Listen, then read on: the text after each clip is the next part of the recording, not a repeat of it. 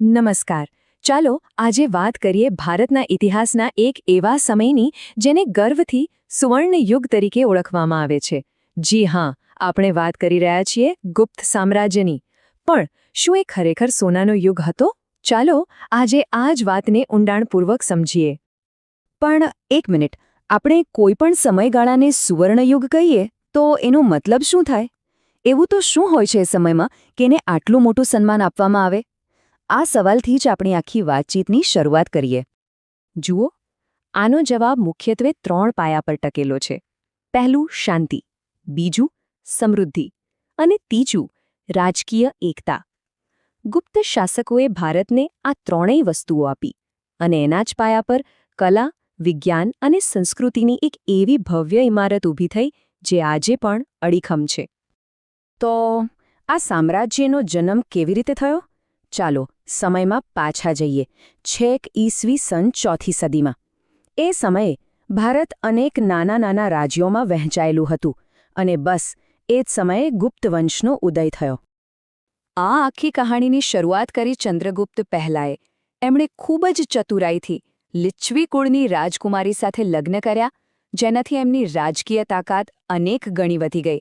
અને એટલું જ નહીં, એમણે મહારાજાધિરાજ જેવી ઉપાધિ ધારણ કરી, જેનો અર્થ થાય છે રાજાઓના પણ રાજા.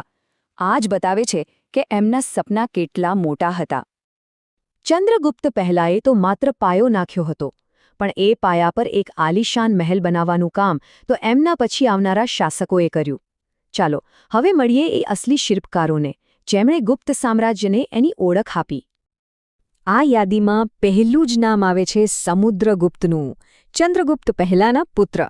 એમનામાં જાણે 2 અલગ અલગ વ્યક્તિત્વ હતા. એક તરફ એ મહાન વિજેતા હતા તો બીજી તરફ કલાના પરમ ઉપાસક. સમુદ્રગુપ્તનું વ્યક્તિત્વ ખરેખર અનોખું હતું. એક બાજુ એવા શક્તિશાળી યોદ્ધા કે જેમણે ઉત્તરથી લઈને દક્ષિણ સુધી લગભગ આખા ભારતને જીતી લીધું, અને બીજી બાજુ કલાના એટલા મોટા પ્રેમી કે એમના સિક્કાઓ પર એમણે વીણા વગાડતા પણ દેખાડવામાં આવ્યા છે. એમનો દરબાર હંમેશા વિદ્વાનો અને કવિઓથી ભરેલો રહેતો. એમની લશ્કરી સફળતાઓ એટલી જબરદસ્ત હતી કે ઇતિહાસકારો એમને એક ખાસ બિરુદ આપે છે, ભારતના નેપોલિયન. આ એક જ ઉપનામ એમની તાકાત અને એમની યુદ્ધનીતિ સમજવા માટે પૂરતું છે. સમુદ્રગુપ્ત પછી ગાદી પર આવ્યા એમના પુત્ર ચંદ્રગુપ્ત બીજા, પણ ઇતિહાસ એમને એમના બિરુદ વિક્રમાદિત્યના નામથી વધુ ઓળખે છે. અને એમના જ શાસનકાળમાં ગુપ્ત સામ્રાજ્ય શક્તિ, સંસ્કૃતિ અને સમૃદ્ધિ એમ ત્રણેય બાબતોમાં પોતાની ટોચ પર પહોંચ્યું. વિક્રમાદિત્યે પહેલાં તો એમના કટ્ટર દુશ્મન એવા શક શાસકોને હરાવીને સામ્રાજ્યનો વિસ્તાર કર્યો. એમણે વેપાર માટે દુનિયાના દરવાજા ખોલી નાખ્યા અને ઉજ્જૈનને સામ્રાજ્યની બીજી રાજધાની બનાવી. પણ એમની સૌથી મોટી ઓળખ બન્યો એમનો દરબાર, જે મહાકવિ કાલિદાસ જેવા 9 મહાન વિદ્વાનો એટલે કે 9 રત્નોથી શોભતો હતો. રાજા મહારાજાની વાતો તો ઘણી થઈ, પણ સવાલ એ છે કે એ સમયે સામાન્ય લોકોનું શું? એમનું જીવન કેવું હતું? એ સમાજ કઈ રીતે ચાલતો હતો? ચાલો હવે ગુપ્ત યુગના સમાજ અને અર્થવ્યવસ્થામાં એક નજર નાખીએ. ગુપ્ત યુગમાં અર્થતંત્રનું એન્જિન તો ખેતી જ હતી, એમાં કોઈ શંકા નથી. પણ એની સાથે સાથે વેપાર પણ ખૂબ જ ધમધમતો હતો. ભારતનું કાપડ, મસાલા અને ધાતુઓ તો દુનિયાભરમાં પહોંચતા હતા.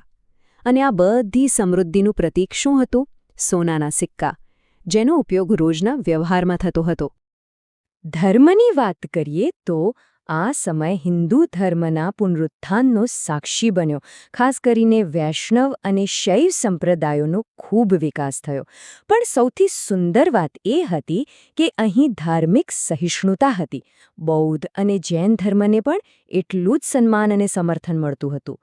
ખરેખર આ એક ધાર્મિક સંવાદિતાનો યુગ હતો. પણ ગુપ્ત યુગને જે વસ્તુ સાચા અર્થમાં સુવર્ણ બનાવે છે તે છે તેની વૈજ્ઞાનિક અને કલાત્મક સિદ્ધિઓ. આ એક એવો વારસો છે જે સામ્રાજ્યના અંત પછી પણ આજે આપણી સાથે જીવંત છે. જરા નામ તો સાંભળો. સાહિત્યમાં મહાકવિ કાલિદાસ, ખગોળશાસ્ત્રમાં આર્યભટ્ટ અને જ્યોતિષશાસ્ત્રમાં વરાહમિહિર, અને ધાતુવિજ્ઞાનનો એ અદ્ભુત નમૂનો દિલ્હીનો લોખંડનો સ્તંભ, જેને આજે 1600 વર્ષ પછી પણ કાટ નથી લાગ્યો. અને અજંતા ઇલોરાની ગુફાઓના શિલ્પો અને ચિત્રો તો ખરા જ, આ બધું એ યુગની બૌદ્ધિક ક્ષમતાનો પુરાવો છે. પણ આ બધી શોધોમાં એક શોધ એવી હતી જેણે આખી દુનિયા બદલી નાખી. એક નાનકડો આંકડો, 0. આર્યભટ્ટે આપેલો આ ઝીરોનો કોન્સેપ્ટ ગણિત અને વિજ્ઞાન માટે એક ક્રાંતિ હતો. વિચારો તો ખરા, આજે આપણે જે પણ કમ્પ્યુટર કે મોબાઈલ વાપરીએ છીએ એ બધાના મૂળમાં આ એક શૂન્ય જ છે. પણ ઇતિહાસનો એક નિયમ છે કે જેનો ઉદય થાય છે તેનો અસ્ત પણ નિશ્ચિત છે. આટલું મહાન ગુપ્ત સામ્રાજ્ય પણ આ નિયમમાંથી બાકાત ન હતું. ચાલો જોઈએ કે આ સુવર્ણયુગનો અંત કેવી રીતે આવ્યો. થયું એવું કે સ્કંદગુપ્ત પછી જે શાસકો આવ્યા એ એટલા મજબૂત નહોતા, અને એ જ સમયે બહારથી હૂણ લોકોના સતત હુમલાઓએ સામ્રાજ્યના પાયા હચમચાવી નાખ્યા.